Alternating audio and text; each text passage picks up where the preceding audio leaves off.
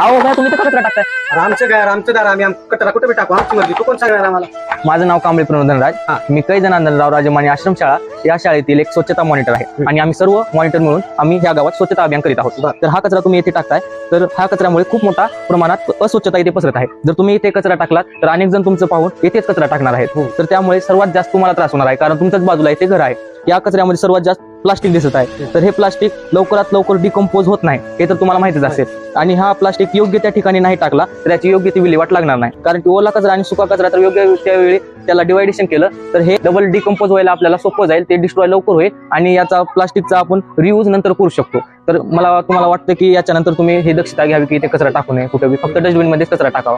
Sorry भाई, ह्याच्या पुढून का आता मी इथं टाकणार बी नाही, दुसरं कोणी असं कचरा कुणाच्या दारावर टाकत असेल का त्याला पण सांगणार की बाबा असा कचरा टाकू नको. ठीक आहे, चल हो.